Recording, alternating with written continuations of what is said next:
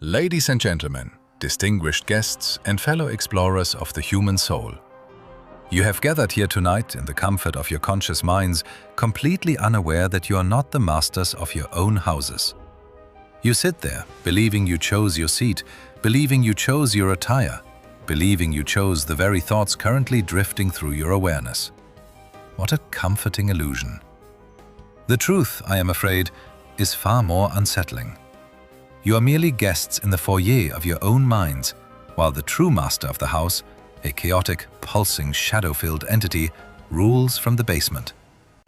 Tonight, we are going to break open the door to that basement. Welcome to the world of psychoanalysis, the illusion of the conscious self.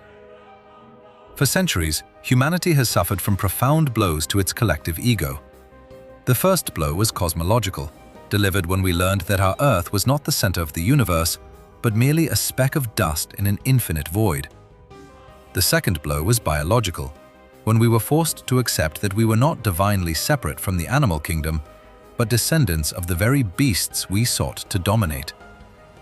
But psychoanalysis delivers the third, and perhaps most wounding, blow of all, the psychological blow. It asserts that the ego is not even master in its own home. We pride ourselves on our rationality. We build civilizations, draft laws, and engage in high intellectual discourse. Yet, underneath this fragile veneer of civilization lies a roiling ocean of desires, fears, and memories that we actively suppress. We like to think of our minds as a brightly lit room where everything is neatly arranged. In reality, the human psyche is far more like a colossal iceberg. That which you call yourself, the thoughts you can articulate, the decisions you make deliberately, is merely the tip of the iceberg visible above the freezing water. The vast, monumental mass resting beneath the surface, hidden in the dark depths of the sea, is the unconscious. And it is this hidden mass that truly dictates the direction of the ship. The dynamic architecture of the soul. To understand psychoanalysis, one must understand that the mind is not a monolithic entity. It is a battleground, a site of perpetual conflict between forces that are inherently incompatible. We can conceptualize this internal struggle through three distinct warring factions within the psyche: the id, the ego, and the superego. Imagine, if you will, a dark, primal chamber within the deepest recesses of the unconscious. This is the domain of the id. The id knows no laws, no logic, and no morality. It is driven entirely by the pleasure principle, the relentless, demanding insistence on immediate gratification. It is the realm of our most base instincts, the drive for survival, for pleasure, and the equally potent, dark drive toward destruction. The id does not tolerate delay. It screams like a newborn child, demanding that every desire be satisfied instantly, without regard for consequence, safety, or social decorum. But a human being cannot survive in society by operating on the impulses of the id alone. Enter the ego. The ego develops out of necessity, acting as the representative of the external world. It operates on the reality principle. If the id is a wild, unbridled horse, the ego is the rider who must try to guide and restrain it. The rider tries to channel the immense energy of the horse into paths that will not lead to total ruin. The ego assesses situations, weighs consequences, and postpones gratification until a safe and appropriate outlet can be found. Yet the ego's task is made doubly treacherous by the emergence of a third force, the superego. The superego is the internal representative of traditional values, morals, and the ideals of society, handed down to us by our parents and teachers. It is our conscience, a harsh and unforgiving judge that watches over our every thought and action. While the id demands pleasure, the superego demands perfection.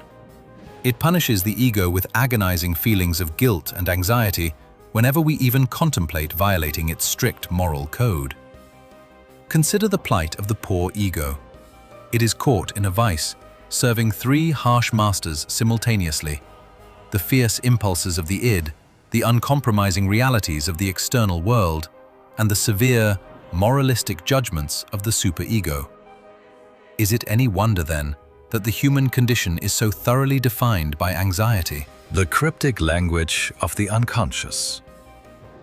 When the conflict between these internal forces becomes too intense to bear, the ego must defend itself.